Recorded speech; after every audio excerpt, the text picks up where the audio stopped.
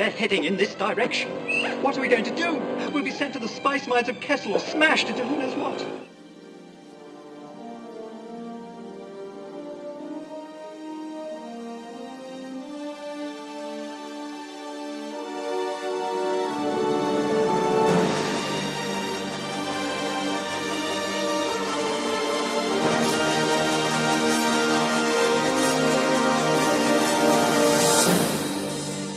Hello, everyone, and welcome to the Contingency Plan Podcast. My name is Jedi Master David, and with me, as always, is Darth Austin. Hello, everyone. Welcome once again to another week here and to our all-new C-3PO podcast. Oh, dear, Master Luke, this is just dreadful. Oh, God.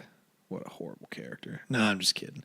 Old Goldenrod, as we like to call him around here, is not the topic of our podcast. We are still a reread podcast, currently getting towards the end of Vector Prime in the new Jedi Order of books.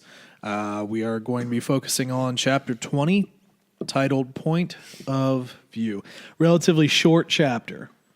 Really short. Not a very important point of view, 2, obviously.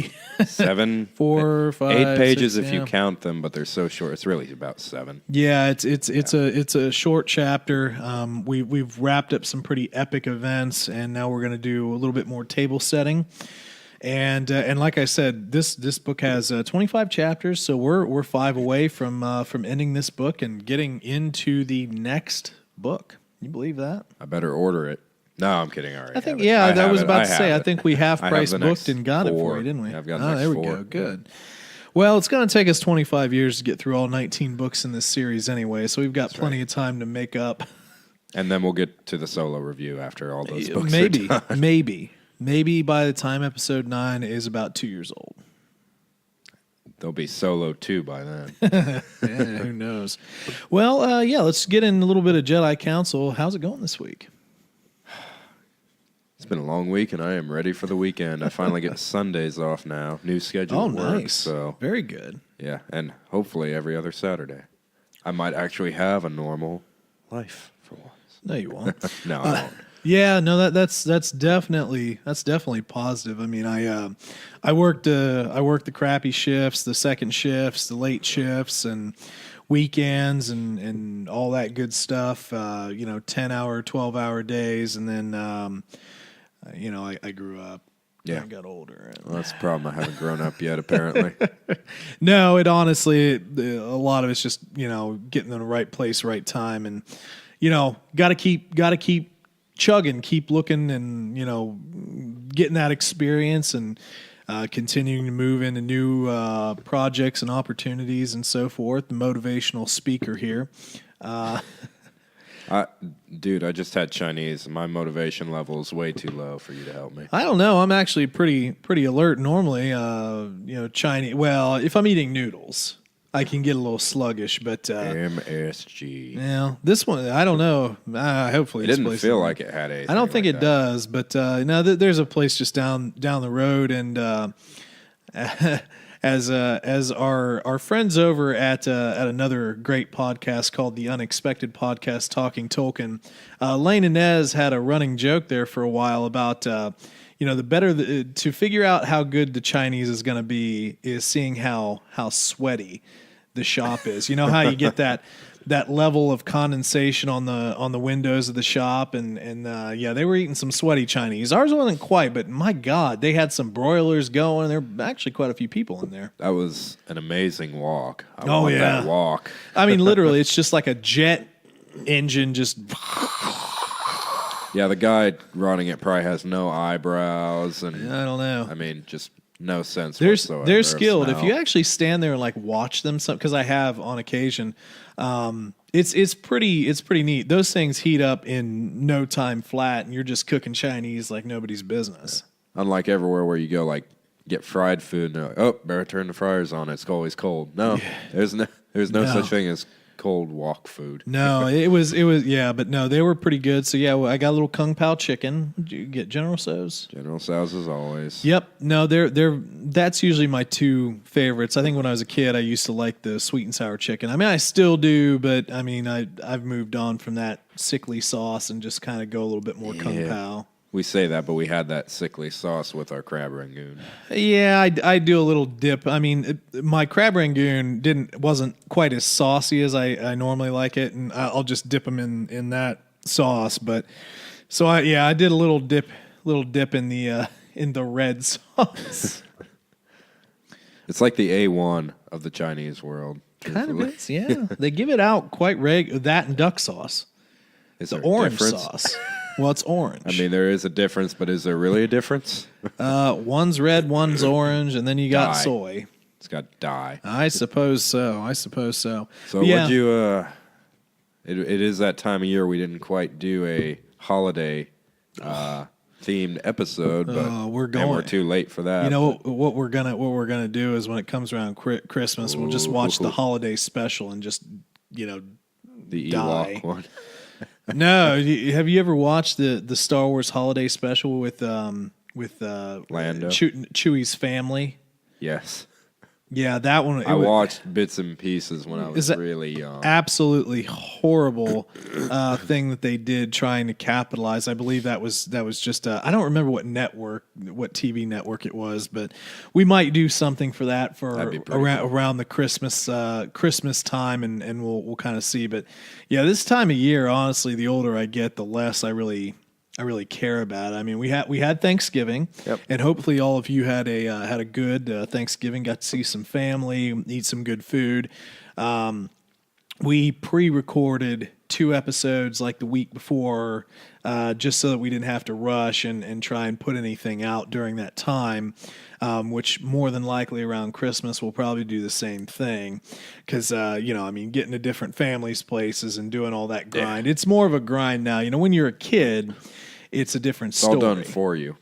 Well, that's true. Your parents are driving you around. You're just getting presents, and now it's like, oh crap! I got to juggle 2 families. Yeah, I got to try and get this present and that present. No, should I get this? Oh, I'm broke.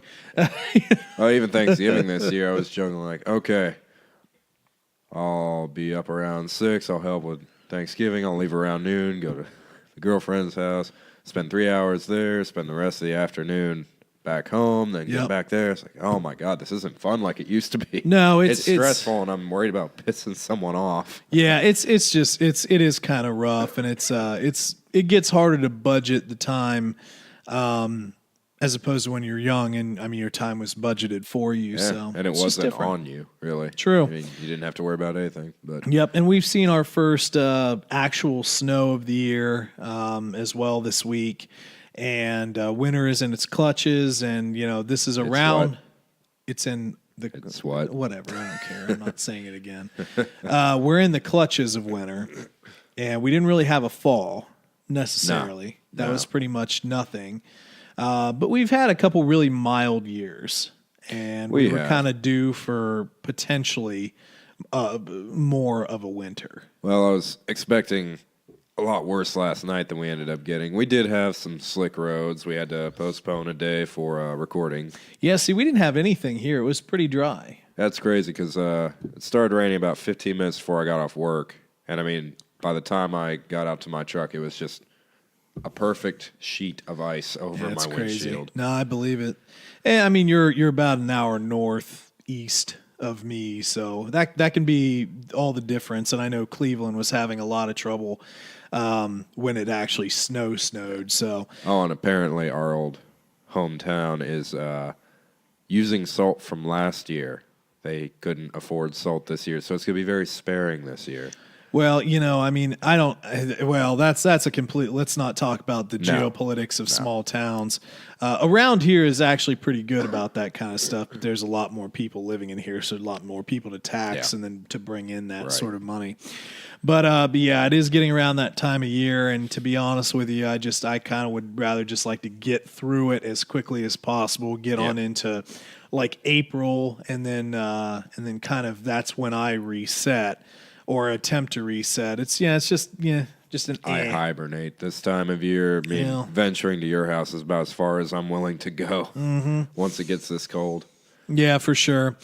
But yeah, that's kind of what's been going on around here. It's just getting that time of year, and I'm sure a lot of you can understand that. Although I have noticed in some of the statistics, We do have, some listeners in some other countries starting to pick up the podcast. I noticed a little bit in Sweden, a little bit in England. There was a couple others that I don't remember right off the top of my head.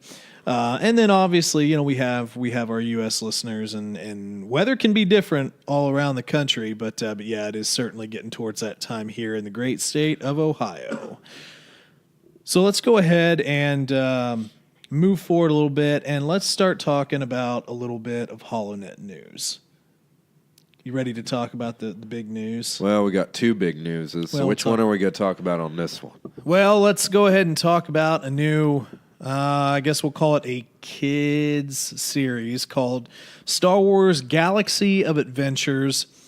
This was actually set, so as we record this is the 30th of November. This will post a few days later. But anyway, so as of today, this animated series of shorts is what they're saying. So short little animated videos debuting on the Star Wars Kids YouTube channel is all set up. And I believe they're going to, I think it's the first 6 shorts will be coming out today or are out today. I watched the trailer, haven't watched the shorts yet. Let's start by, because we both watched the trailer. What did you think about the trailer? Like your first impressions of the trailer? Well, first impressions weren't that good, but I didn't really consider the audience. They show, it's pretty much a rehash of the original trilogy and a little bit into perhaps Clone Wars. It kind of looked like, but from my understanding of it, it is supposed to be kind of like an educational guide for younger children to understand the Star Wars universe a little better. It should be going over pretty much all the movies that we've had to this point, I think. Yeah, I mean, I was almost even a little excited. It'd be original adventures. It'd be kind of fun for the parents. That's kind of what I was thinking first, yeah. The kids get to be introduced to all these characters, but the parents get to enjoy a new little take on their universe. But for me personally, I don't know if I would introduce my kids to Star Wars this way, but it depends on the age. Yeah, and I mean, it's like the 3 to 5 year range. Right. Anything past that, I'm just gonna watch the movie with them. Truthfully, well, one of the biggest problems we see today with especially like younger kids is attention span, and the Star Wars movies are quite long and intensive, and the older the original trilogy gets, the less technologically sound it seems to younger eyes. Yeah. And so I do get the point of this, to give the kids a recap into what's going on, and then they jump into, quote, their Star Wars, which would be Force Awakens and Up and potentially even Rogue One. But, the animation style kind of looks a little like anime, bright, sort of textured. Yeah. Sort of like I don't really know how to describe a lot of this. I'm not a very artsy person, but it kind of seems a little texturally flat. Not 3D, like kind of 2.5D almost. Yeah, kind of, yeah. But it does seem to have some pretty bright texturing and using original dialogue from the movies, which I thought was kind of cool, especially with the Darth Vader scenes that we saw. Yeah, they were pretty good. Yeah, but I don't know. I mean, it could be interesting. It does seem like they're putting a little bit more flair on a few of these. They had that scene where Obi-Wan gives Luke the lightsaber, and he does a giant anime force jump, and he's slashing around. It's like, we all remember what he did. He just kind of he just kind of waved it in front of his face. It's like, oh, what is this? Yeah. It's so cool. So it wasn't quite instant force ability and just jumping around and doing crazy stuff. But again, you got to keep the attention span of your audience. And again, I think that's a big problem we have now with these longer movies and getting kids to sit down and view something that's old. Yeah. Because, I mean, now I don't want to get on a soapbox too much here, but I feel like we're becoming such a large disposable society that, you get these old things, and maybe these younger generations won't necessarily take that as much into consideration as, maybe like I would or you would. Well, and I also think that as far as long forms of entertainment go, whether it be a movie or really anything but video games where you're constantly interacting, right. I think that like a 3-hour movie would not go over today like it did when we were growing up. I mean, how many movies the length of Lord of the Rings or Harry Potter or... Jeez. Well, now even Jurassic Park back then was like 2.5 hours. Yeah, 2 hours 15 minutes. But so. just to be clear, though, I mean the Star Wars movies now are long. Yeah, but I mean I do get what you're saying. Like just general but movies. It's rare. Yeah, general movies out today might not. That hour and a half, hour 45 minute is usually that kind of sweet spot a lot for movies. Yep. But I don't know. I mean, like as far as the series goes, the new animated series, we've talked a little bit about the potential oversaturation of the market, and we've I think we're both sort of in a semi agreement that Solo probably suffered quite a bit from fallout from The Last Jedi, and if it maybe were released out longer, it might have done better to give people a bit of chance to, reset and, dial themselves back into the franchise. Or if it had been released before, I think it would have. Yeah. I think it would have done see. extremely well. But we could talk about that all day. I mean, I think a lot of people would have been happier if an Obi-Wan movie had came out first, but blah, blah, blah, blah, blah. But I think this might be a good way to get young kids into it, or at least interested in the characters. But the thing that I kind of caution is, so you get them in these little tiny shorts. And I didn't really say how long they would be. I haven't really looked. But so you get them on shorts, and then it's like, okay, let's watch the movie. And now you've had this like super anime, sort of flat animation type of bright animation. And then they go to this, these movies that were made in the 70s and 80s. Well, and you hit the nail on the head with the little anime flip and slash fest. It's not going to be happening like that. Opposed to what really happened. They're not in the original trilogy. Now in your episode 1, 2, and 3, a little bit more. But I mean, again, limitations of technology at the time. I still find a lot of magic in the original trilogy. I still think that episode 6 is my favorite movie. Out of pretty much any of them, it would be my number 1. I might have to go with episode 5 personally. I do, yeah. I mean, don't get me wrong. I do like episode 5. That's definitely up there. But I think 6 probably had all my classic tropes and the green lightsaber. Yeah, you got to have that because he is the most force sensitive. Well, I'm just saying. I like the green. Let me ask you: do you think that this was planned for a long time, or something that they just came up with in panic? Good question. I don't know if this was necessarily something that was planned for a long time, but who knows? I'm not really sure.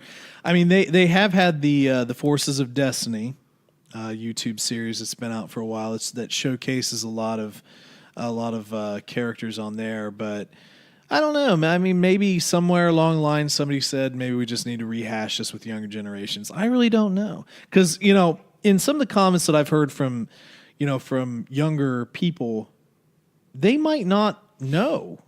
At least when I was in Cleveland and Rebel Force Radio was doing a live podcast down there, they had a couple of younger, preteen level kids there, and they asked him like, so what was your favorite Star Wars? And the two that I remember both said The Last Jedi, and they were pretty much very centric on the new movies, not the old movies. So it's possible that we have a lot of young kids that just haven't seen the old movies, and this is kind of a way it's like, hey, listen, there's more. There's more to this. Yeah. To me, the timing's a little weird, too, because I would have personally put this out right before Force Awakens or I could see right that. after Rogue One. Yeah, For I could context. see that. So yeah, that's you saying that is probably another supporter of it not really being a long thought process, and probably something more, a little bit more reactionary to kind of like seeing how younger people have been reacting to the movie and saying, "Oh, okay, so they're watching this now, but they didn't really watch the other one." So let's give them a recap. Right. Because I feel like kids, if it was up to them, they would probably just want animated shorts with the characters from Force Awakens in Maybe Last Jedi in new scenarios. maybe I think that's kind of the mindset of someone from our generation wanting to push this generation to watch those movies. And I'm the same way. I'm going to make all my kids watch all the Star Wars. I'm not even going to let them watch the anime crap.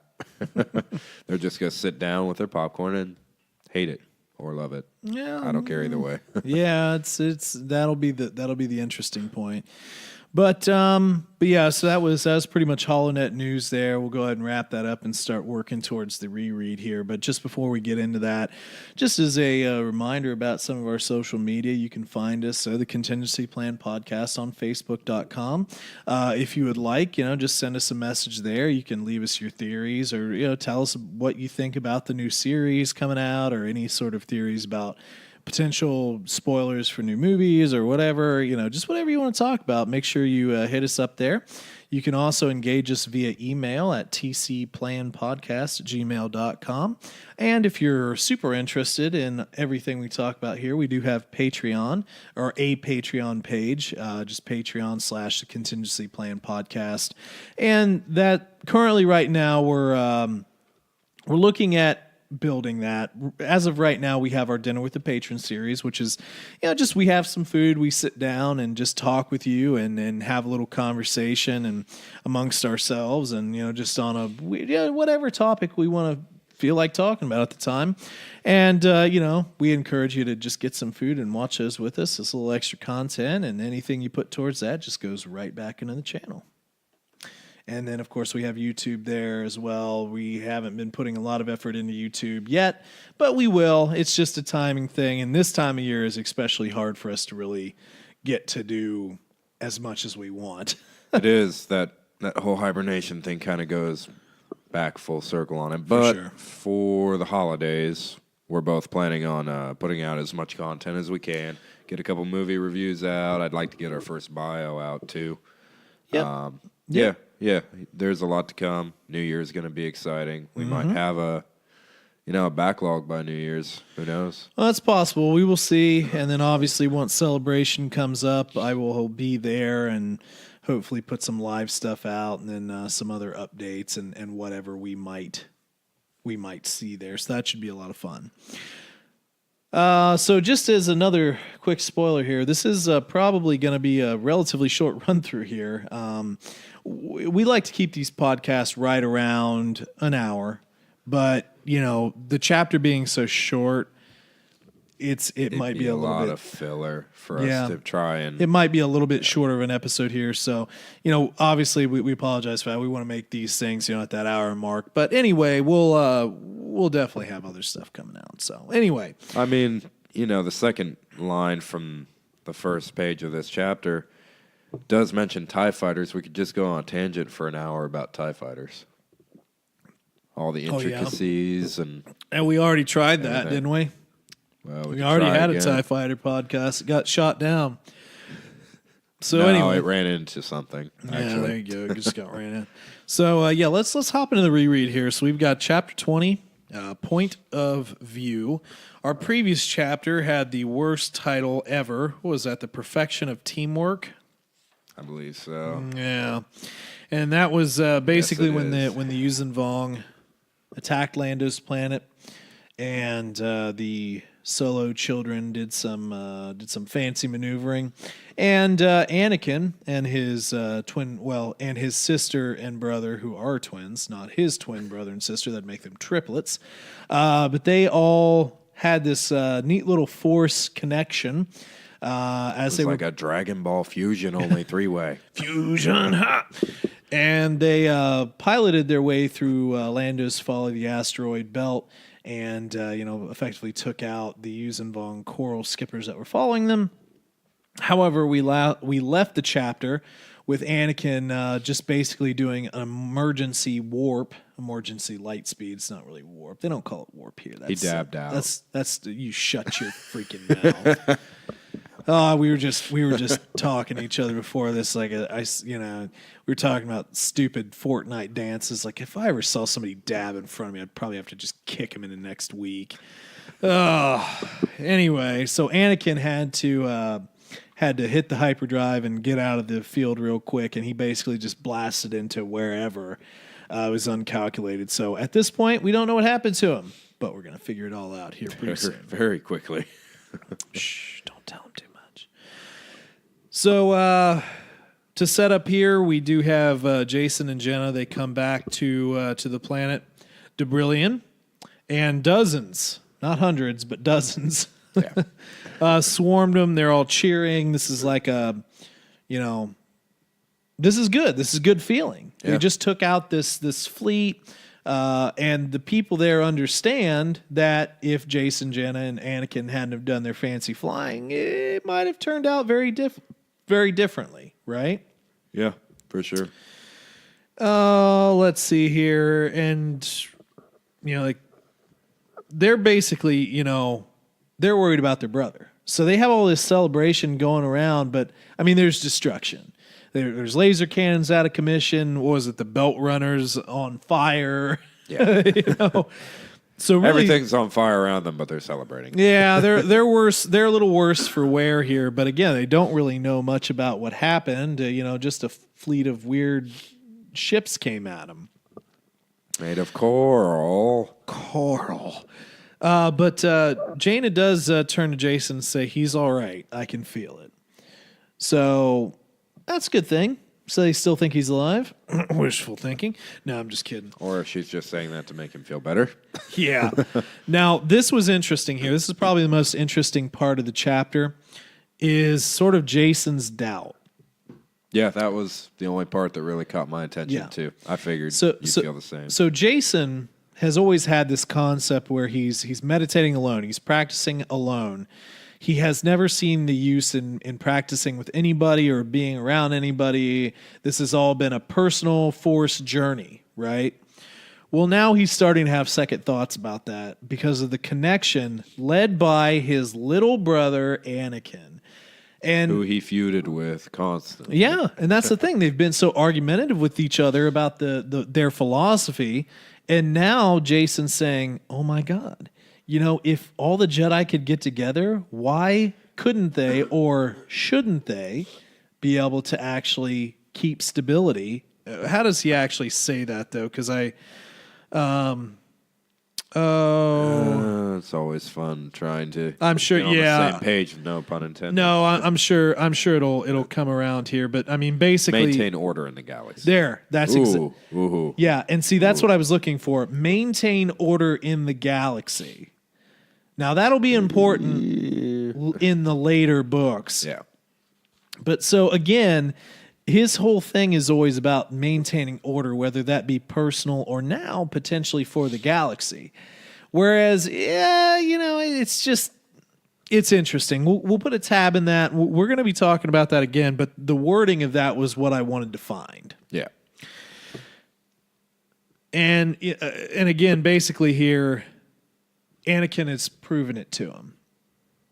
That's pretty powerful stuff because we remember in the earlier chapters how bad their arguing was, literally igniting into single combat. Yeah, that was a sparring match. Yeah, you can say that. So Jason then as he speaks to Jaina, perhaps I was wrong to always train alone. Now, Jaina just stared at him and then smiled. Anakin has been thinking about a link like that for a long time, she explained. He's often told me his plans to form a Jedi squadron, acting so much in harmony that nothing could stand against them. Yeah, now, cool. That'd be cool. That would be cool, but now obviously the link didn't work forever. And we get into that a little bit later in the chapter. And I think, if they would have practiced it and been more used to it, we probably would have had maybe a little bit different outcome. But at the end of the day, they didn't, so it couldn't last forever here. But he clearly sees the usefulness in this now. Let's see, and then Jason says it's a good plan. And Jaina then says, and not one that goes against your beliefs. For more than a year now, I've watched both of you turn the page. Limit yourselves. Not me. It was the start of the page already. Oh, jeez. Yeah, we'll be both in paperbacks next time. So God. I just have bigger pages. But anyway, so think about the gravity of that statement. Turn back the page. For more than a year now, I've watched both of you turn the page. Limit yourselves. So watched for the past year. Limit yourselves. And this is the first time we really hear her opinion. The squabbling. She hasn't been really very quiet. Yeah, she gets much more forceful as the books go along, but right now she's now letting her opinion be known and saying, you two have been limiting yourselves to your own way of thinking, and now that you've seen this, hopefully you can come to some sort of agreement that there's merit in both sides.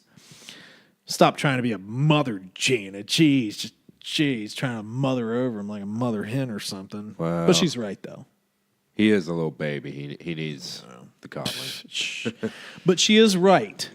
She is right, though. They have been limiting themselves. They haven't opened their minds to each other's ideas, and at that, being so rigid, have actually been holding themselves back. Yep.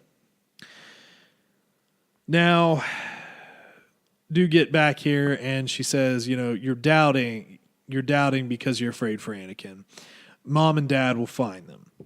And then we flash forward to little Annie. He's just out floating around in his little damaged TIE fighter. No real power, battered. But Anakin is also entertaining similar doubts to that of his brother. For the beaten young Jedi's point of view, his philosophy concerning the Force as an outward projecting tool also seemed deficient. If he had been stronger emotionally, as was Jason, if he had trained himself to deeper levels of meditation instead of concentrating on the outward battle skills, the mentally joined run through the belt would not have been so overloaded with his sensibilities. And that's true. Again, this is where Jaina is right. You're both limiting yourselves. You have to think outwardly. You have to be able to use this to your advantage, but you also have to be able to have those deep levels of concentration and personal introspection and that ability to get down deeper inside in order to make it all work. So they both have two pieces of the puzzle. And if they put those two puzzle pieces together, they have something cooking. But that Jaina can see that already is what's kind of scary. Yeah. Bit of foreshadowing there, I'm guessing. I don't know. I've never read any of these books before in my life. No, I'm just saying, she's just way more mature. She has a better level of understanding, but she also does have her reckless side as well, as we learned in our last chapter when she wanted to go after the Yuuzhan Vong herself. Gotta wonder if that's a difference in training from the master. Well, see, I think that she has a lot of her dad in her. I think she has the maturity of her mother, but the sort of almost the reckless side, the reckless, confident side of her father. Yeah, whereas with Annie and Jason, you really don't see much of Leia's sensible side, to be honest. You do a little in bit a way, with Jason, but with Anakin, not really at all. Anakin is basically like a younger version of his father. Just just doesn't have the experiences yet. I think Jason is far much more like his grandfather. Yeah, he is. Than anything that can be accurately described there. He's arrogant, I guess self-confident, but in a way right now, without knowing anything else about the series, you would hope that this would turn him to a different way of thinking, a more modeled way, something that he rely on his family. And we're not going to get into what really happens because we'll read about it as we go through the series. But obviously his base attitude is very much like his grandfather. Yeah. I mean, it is. I mean, would you say that his philosophy right now and all the things he's been saying, is that more in line with episode 2 or 3, Annie? Because I would say he's close to episode 3 by now.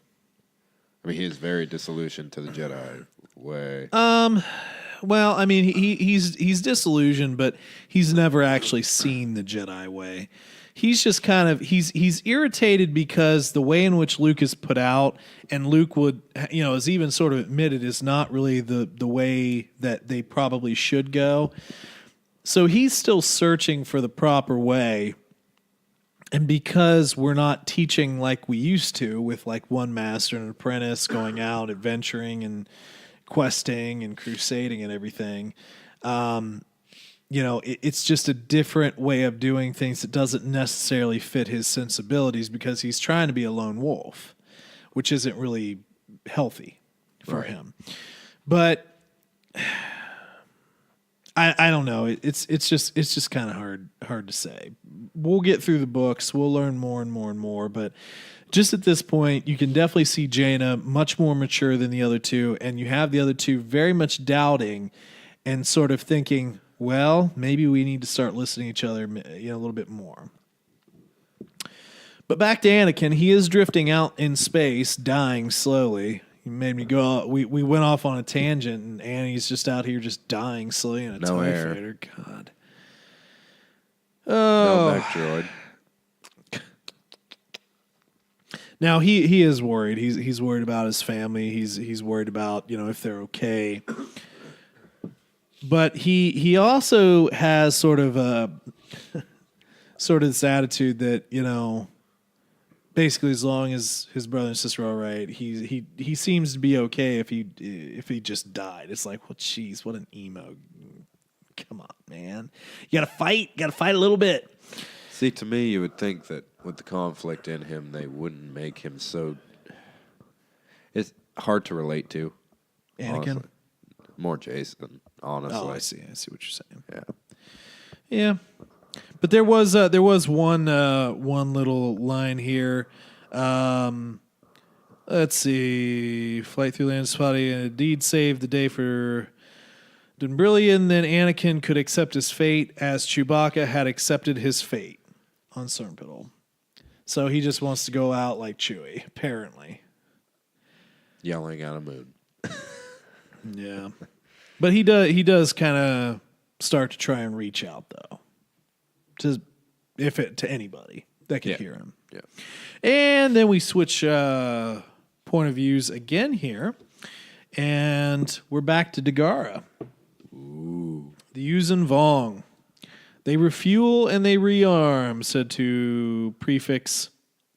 Come on, names. Mashrade and Douche Broly. Brolo. Douche Brolo, there we go.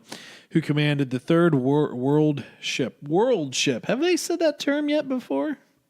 Yes. Okay. I don't remember us really saying it, but yeah, so world ship. That's an interesting one. Last of the Praetorian Vong, which had been landing on the ice planet earlier that same day. But the planet, Dunbrillion they call it, remains. As we knew it would. This was but a probe. The war coordinator testing the defenses of the next planet in line. We learned of their smaller starfighters from the encounter with the unworthy one, Miko, Yeah. and his comrades. Now we have learned of the larger defensive structures and have seen the most brilliant level of flying our enemies can present against us. That's kind of not even close. that's kind of overestimating a bit here, but okay. And were those larger defenses formidable? And was that level of flying impressive? Degar snorted. The power ship, which provided the strongest shields to a certain type of starfighter, was destroyed. Underestimating things. I'm just saying. As were more than half the surface batteries, and now, rest assured, Denbrillion starfighter fleet has been reduced to a handful. Now, this is true, but this is the defenses of one outer rim planet. Come on now.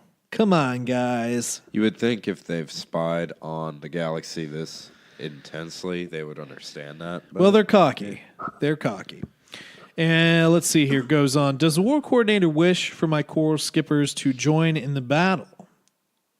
Now, this is interesting. This is where we start to get interesting. So they're like, do we want to finish them off? Degar shook his head. The coral skippers return to inflict damage upon the sister planet, Destrillion, he explained. They will not remain in the system for long, just long enough to bait our enemies. We do not wish them to know our true strength. The war coordinator has shown me that more powerful ships are on the way to protect the planets. Now, we know this. There were better ships coming, but they just couldn't make it before now. And I want to pop down here. This is a glorious day, blah, blah, blah. We're super awesome. And then we will turn our attention fully to the two planets of Denbrillion and Destrillion. And then we will reach further to the core of the galaxy, Degar assured them. The Yamask and I have foreseen it. As for those two planets, we will use them for our resource needs and perhaps create our second base upon them. Now, this was interesting because... name, please. Come on, man. This is your thing.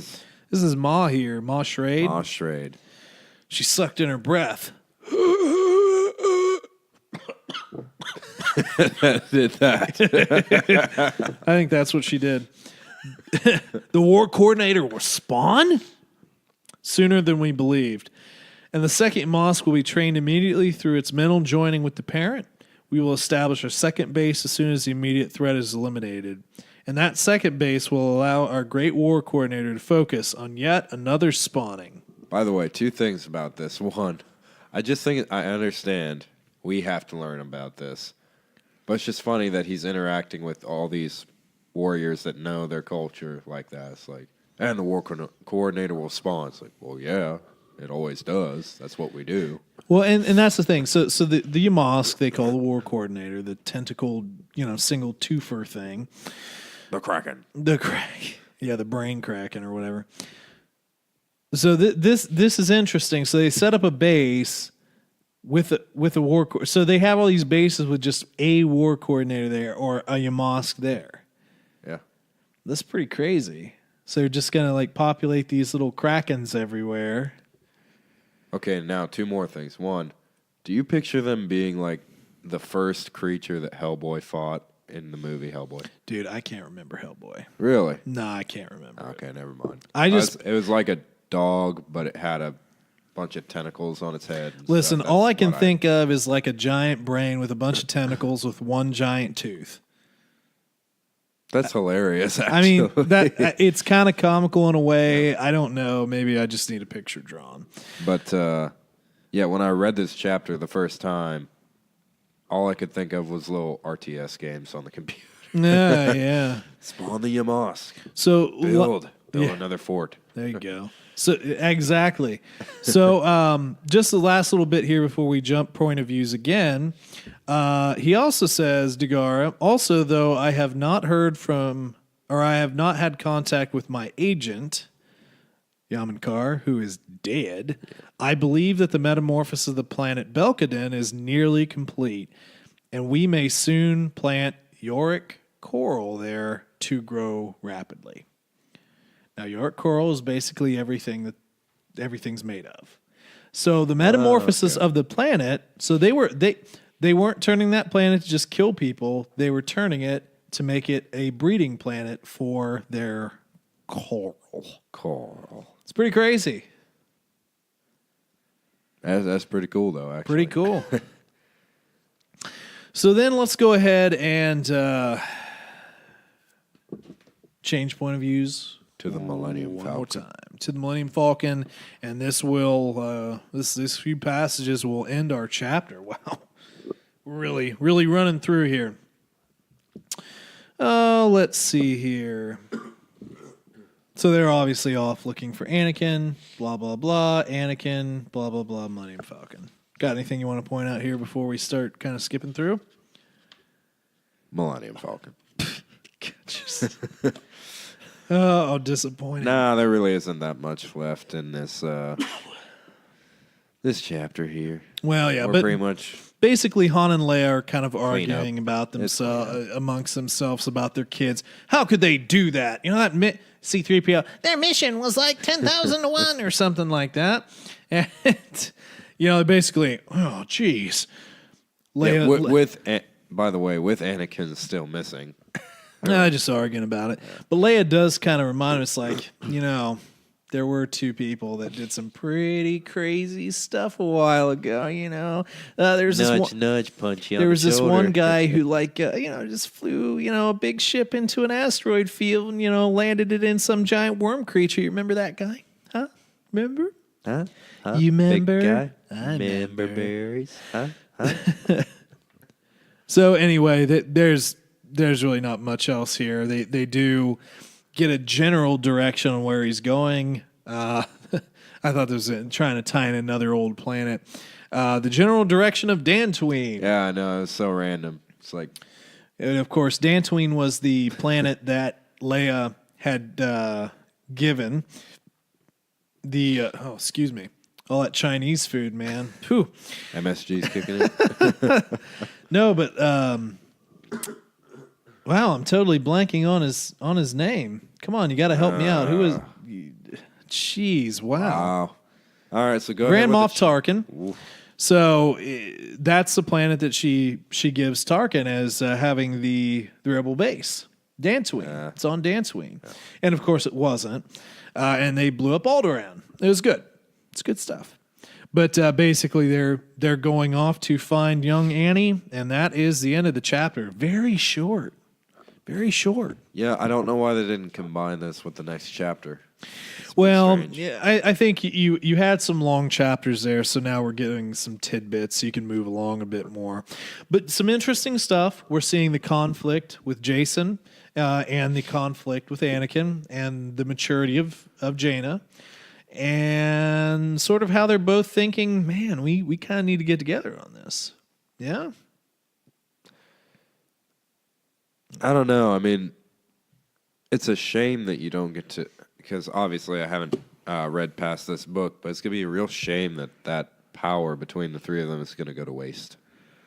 Well, you never know. Yeah. Could use it again. Yeah. They could use it forever. I don't know. I'm not telling you. Probably not. I know that much at least. Well, there's a lot more to that, and it should be very, very interesting coming up. And obviously we have Dagara and Yuuzhan Vong's plan. They're waiting for better defenses to come in order to sort of set, quote, their trap. So they've got more to do. They've got a lot of work to do here, and it's just getting started. I mean, they might have lost this battle, but the war is much longer. Yep. Yeah, I didn't really expect them to be discovered this quickly, though. I figured they'd wait at least another book for First Contact. True First Contact. Yeah, well, they're poking and probing. Probing. Pierogies.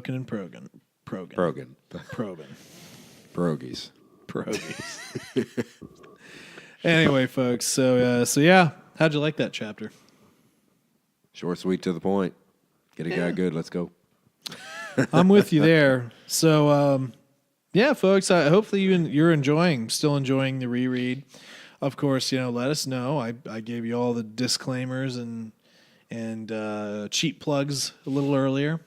So go back and find them. I won't repeat myself. There will be a quiz later. Till the next episode where we repeat ourselves. Yeah, the next episode will be the quiz.